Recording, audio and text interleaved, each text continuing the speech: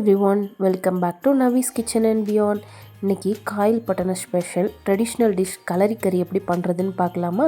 அதுக்கு முன்னாடி நம்ம சேனலை சப்ஸ்கிரைப் பண்ணிக்கோங்க. இதே மாதிரி சூப்பரான டிஷ்ஷெல்லாம் நான் உங்களுக்கு செஞ்சு காட்டுறேன். வாங்க இப்போ நம்ம வீடியோக்குள்ளே போகலாம். கலரி கறி எப்படி பண்ணலான்னு பார்க்கலாம். இப்போது நம்ம அதுக்கு ஒரு 1/2 கிலோ மட்டன் எடுத்து வச்சுருக்கேன். 1/2 கிலோ கொழுப்பு கறியாக தான் எடுத்திருக்கேன்.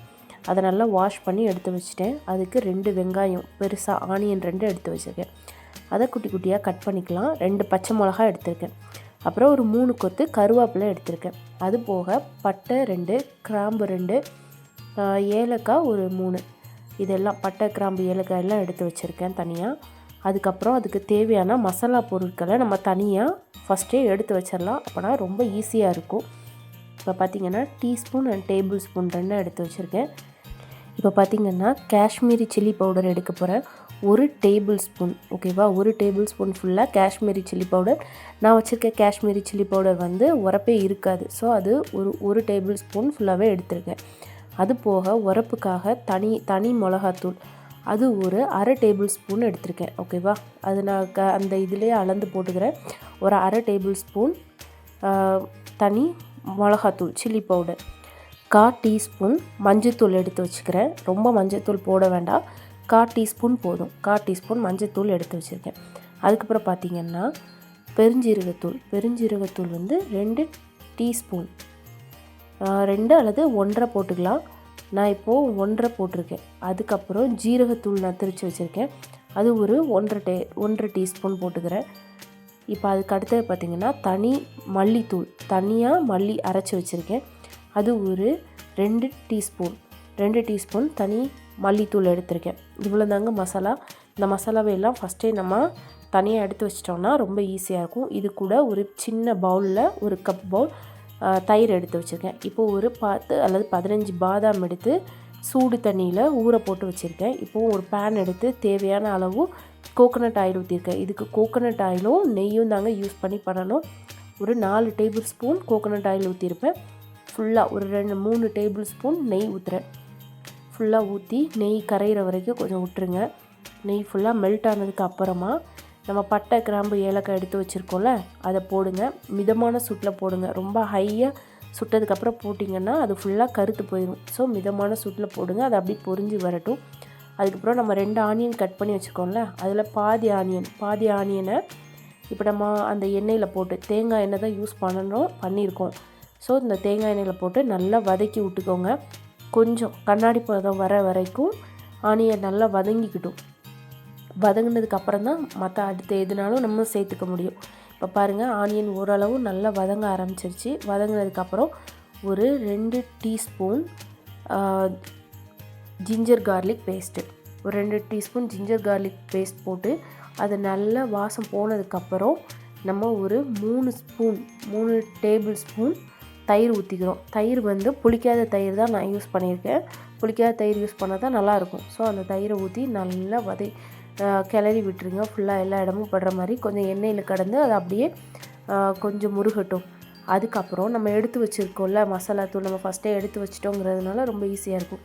அதை போட்டு அந்த எண்ணெயில் நல்லா வதக்கி விட்டுருங்க. வதக்கி விட்டு ஒரு 2-3 நிமிஷத்துக்கு அந்த எண்ணெயை அப்படியே விட்டுருங்க. அந்த கலர் பிரிஞ்சு அந்த எண்ணெய் தனியாக மிதக்கணும் அந்த கலர் எண்ணெயில். ஸோ அது வரைக்கும் டிஸ்டர்ப் பண்ணாமல் அப்படியே விட்டுருங்க. ஒரு 2 நிமிஷம் விட்டாலே போதும், அழகாக நல்ல அந்த கலர் தனியாக வந்துடும். இதுக்கப்புறம் நம்ம நல்ல மட்டன் வாஷ் பண்ணி வச்சுருக்கோம்ல, அதை போட்டுடலாம். மட்டனை போட்டுட்டு நல்லா மசாலா படுறபடி நல்லா கிண்டி விடுங்க. மட்டனை ஃபுல்லாக அதுவும் ஒரு 2 நிமிஷம் மட்டனை நல்லா கிண்டி விட்டுட்டு அதுவும் அந்த எண்ணெயிலே அப்படி கடந்து வேகட்டும். இதை நம்ம குக்கரில் பண்ண போகிறது இல்லை, இதே பேனில் தான் பண்ண போகிறோம். இதிலே தான் நம்ம வேக வைக்கவும் போகிறோம் மட்டனை. இப்போது மட்டனுக்கு தேவையான அளவு உப்பு போட்டுக்கோங்க. நான் 1 டேபிள் ஸ்பூன் போட்டிருக்கேன். ஸோ நல்லா மிக்ஸ் பண்ணிக்கோங்க. மிக்ஸ் பண்ணிவிட்டு ஒரு 2 நிமிஷம் அதை அப்படியே விட்டுட்டு அந்த பிரிஞ்சு வந்ததுக்கப்புறம் கொஞ்சம் சைடெல்லாம் எண்ணெய் வந்துடும். அதுக்கப்புறம் நீங்கள் கட் பண்ணி வச்சுருப்பீங்கள்ல மீதி ஆனியன், கருவேப்பிலை, மிளகா இதெல்லாம் போட்டுருங்க. பார்த்திங்கன்னா நான் எல்லாத்தையும் அந்த கறி மேலே தான் போட்டிருக்கேன். நானும் அதை கிண்டி விட வேண்டாம், அது அப்படியே இருக்கட்டும். அடுப்பை வந்து சிம்மிலே வச்சுக்கோங்க இந்த டைம், இல்லைனா அடி பிடிச்சிடாமல். இப்போ நம்ம பேனை க்ளோஸ் பண்ணி வச்சிடலாம். அந்த ஹீட்லேயே அது வந்து கீழே அந்த மசாலா நல்லா வேகட்டும். சைடில் அந்த எண்ணெய் அப்படியே தனியாக பிரிஞ்சு வரும். ஒரு 5 அல்லது 10 நிமிஷம் அடி பிடிக்காத மாதிரி பார்த்துக்கிடுங்க. ஒரு 5 நிமிஷத்துக்கு அப்படியே விட்டிங்கன்னா இந்த சைடெல்லாம் ரெட் கலரில் அழகாக எண்ணெய் பிரிஞ்சு வந்திருக்கு பார்த்தீங்களா? அதுவும் இல்லாமல் அந்த கறியில் உள்ள தண்ணியும் அப்படியே பிரிஞ்சு வந்துடும். இப்போது நல்லா மிக்ஸ் பண்ணி விடுங்க வெங்காயம் எல்லாமே. இப்போ தேவையான அளவு மட்டன் வேகிறதுக்கு எவ்வளோ தண்ணி தேவையோ அவ்வளோ அளவு தண்ணி ஊற்றிட்டு உப்பு பார்த்துக்கோங்க. உப்பு பார்த்துட்டு நீங்கள் மூடி வச்சிடலாம். மூடி வச்சுட்டு இது ஒரு 1/2 மணி நேரம் 3/4 மணி நேரம் நம்ம வாங்குகிற கறியை பொறுத்து அது வேகும். இப்போ பார்த்தீங்கன்னா அன்றைக்கி நான் வந்து கீ ரைஸ் தான் பண்ணியிருந்தேன். ஸோ அந்த கீ ரைஸ்க்கு எல்லாம் ரெடி பண்ணிவிட்டு கீ ரைஸும் தாளித்து நான் போட்டுட்டேன். இப்போது சைட் பை சைட் பார்த்திங்கன்னா இந்த கலரி கறியும் நமக்கு ரெடி ஆகிட்டுருக்கு. நல்ல எண்ணெய் பிரிஞ்சு அழகாக வெந்து வந்திருக்கு பாருங்கள். இன்னும் கொஞ்சம் நேரமே போடணும். இப்போ எனக்கு கொஞ்சம் தண்ணி பத்தாத மாதிரி இருந்ததுன்னு நான் சொல்லிவிட்டு கொஞ்சமாக தண்ணி ஊற்றிட்டு அகெயின் நான் இதை வந்து மூடி போட்டு வேக வச்சுட்டேன்.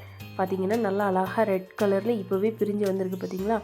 இப்போ பாருங்கள் நம்ம ரைஸும் சைட் பை சைடு ரெடி ஆகிட்டு இப்போ நான் ரைஸை வந்து தம்மில் போட போகிறேன். தம்மில் போட்டேன்னா ரைஸும் ரெடி ஆயிரும். அதே நேரத்தில் எனக்கு வந்து கலரி கறியும் ரெடி ஆயிரும். இப்போ பாருங்கள் கலரி கறி நல்லா வெந்து அழகாக சைடெல்லாம் எண்ணெய் பிரிஞ்சு வந்துட்டு இப்போ நம்ம ஊற போட்டிருக்க பாதாமாக அரைச்சி எடுத்துக்கலாம். கலரி கறியை அடுப்பை ஆன் பண்ணிவிட்டு ஒரு 3 ஸ்பூன் தான் ஊற்றுறேன். 3 டீஸ்பூன் தான் ஊற்றுறேன். ஏன்னா இதை நீங்கள் நிறைய ஊற்றுனீங்கன்னா அந்த கிரேவி அப்படியே வெள்ளை கலரில் ஆயிரும். ஸோ அதை அப்படி பண்ணக்கூடாது, கம்மியாக தான் ஊற்றணும். இது அந்த கிரேவி வந்து கட்டியாகிறதுக்காக மட்டும்தான். ஸோ இதில் ஒரு 2 அல்லது 3 ஸ்பூன் ஊற்றிட்டு டீஸ்பூன் ஊற்றிட்டு அதை நல்லா கலக்கி விட்டுருங்க. ஃபுல்லாக எல்லா பக்கமும் படுற மாதிரி கலக்கி ஒரு 2-3 நிமிஷம் விட்டிங்கனாலே நல்லா அழகாக கிரேவி நல்லா கட்டியாக வந்துடும். இதுக்கு நம்ம வந்து இந்த கிரேவியும் வச்சு தேங்காய் சோறு அல்லது கீ ரைஸ் வச்சு பருப்பு சிறு பருப்பு வச்சு பருப்பு தால்ச்சா பண்ணலாம். நான் அன்றைக்கி வந்து நார்மலாக துவரம் பருப்பும் கடலைப்பருப்பும் போட்டு தால்ச்சா பண்ணியிருந்தேன் எலும்பு போட்டு. அன்றைக்கி டேஸ்ட்டு சூப்பராக இருந்ததுங்க. கீ ரைஸ் அப்புறம் தேங்காய் சோறோட ரெசிபி வேணுன்னா கீழே கமெண்ட் பண்ணுங்கள். கண்டிப்பாக நான் உங்களுக்கு நெக்ஸ்ட் வீடியோவில் நான் அதை போடுறேன். இப்போ பார்த்திங்கன்னா நம்ம சூப்பரான கலரி கறி ரெடி ஆகிடுச்சு. இப்போ நம்ம சர்வ் பண்ண ஸ்டார்ட் பண்ணிடலாம். இப்போ இதில் வந்து நல்லா அந்த எண்ணெயும் தேங்காய் எண்ணெயும் கீயும் தாங்க அப்படி பிரிஞ்சு வெளியில் வந்து தனியாக நிற்கும். அதை தான் நம்ம ரைஸில் ஊற்றி சாப்பிடணும். ரொம்ப கிரேவி இருக்காது, பட் ஆனால் அந்த டேஸ்ட் வந்து ரொம்ப அல்டிமேட்டாக இருக்கும். அந்த பருப்பு கூட வச்சு சாப்பிடும்போது பருப்பை மறந்துடாதீங்க. கண்டிப்பாக பருப்பும் பண்ணிக்கோங்க. நான் பருப்பு பண்ணுறத காட்டல, ஏன்னா இதுவே டைம் அதிகமாகிடுச்சுங்கிறதுனால பருப்பு வேணால் நான் இன்னொரு வீடியோவில் காட்டுறேன். இப்போ பார்த்தீங்கன்னா நம்ம கலரி கறி சூப்பராக ரெடி ஆகிடுச்சு. அதே மாதிரி ஸ்க்ரீனில் ப்ரோக்கன் வித் பிரியாணி ரெசிபி கொடுக்குறேன். கண்டிப்பாக ட்ரை பண்ணி பாருங்கள். ரொம்ப அல்டிமேட்டாக இருக்குங்க டேஸ்ட்டு. இங்கன்னா கீ ரைஸ் வச்சு இந்த கிரேவியும் ஊற்றி நடுவில் கொஞ்சமாக கறியும் வச்சு பருப்பு வச்சு நாங்கள் அன்றைக்கி சாப்பிட்டோம். இதே மாதிரி இன்னொரு சூப்பரான வீடியோவில் நான் உங்கள் எல்லாரையும் மீட் பண்ணுறேன்.